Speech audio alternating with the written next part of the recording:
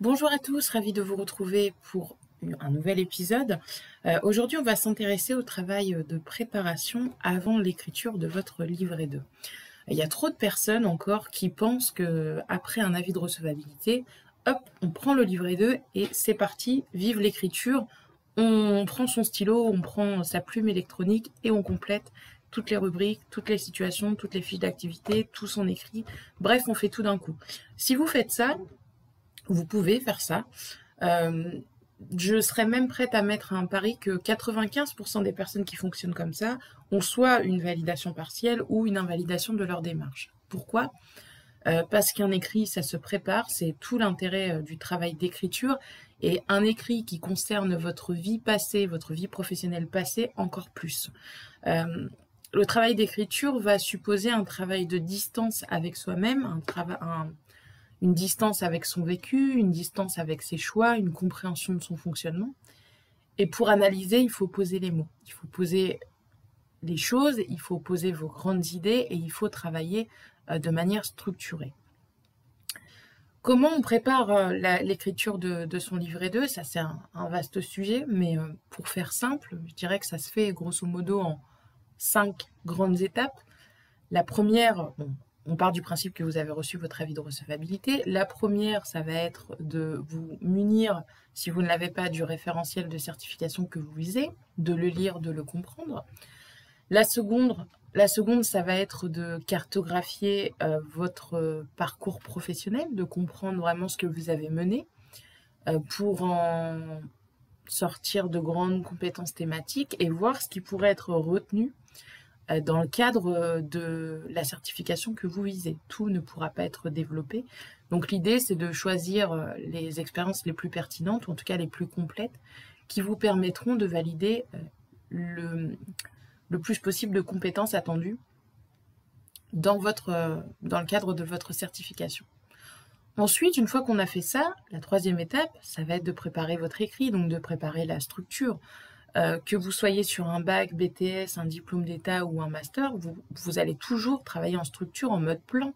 C'est-à-dire que dans vos fiches d'activité, vous allez prévoir un petit plan quand même pour mettre toutes les idées que vous voulez aborder et ne rien oublier. Sur les diplômes d'État, au sein des différentes rubriques et dans vos situations, vous allez là encore proposer un plan. Et pour la licence, les masters, j'en parle même pas, puisque là, votre écrit est à construire et qu'il y a tout un plan à construire. Donc, on n'en est toujours pas à la phase de l'écriture, là, on en est à la construction du plan.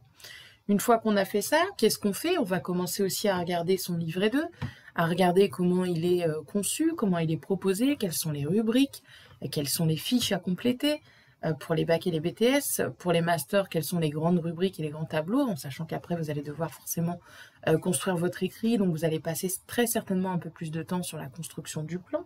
Qu'est-ce que vous voulez en dire? Comment vous voulez l'articuler?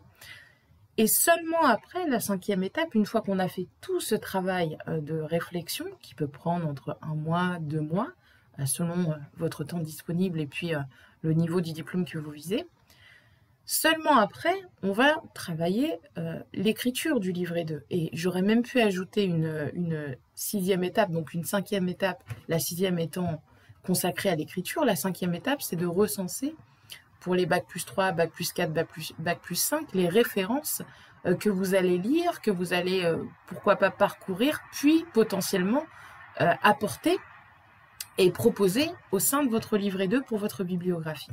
Donc vous voyez qu'avant l'écriture, il y a un certain nombre d'étapes à réaliser, et que si vous zappez une de ces étapes, de toute façon, vous le pouvez, mais en règle générale, ce qui va se passer, c'est que dans l'écriture, vous allez vous retrouver bloqué.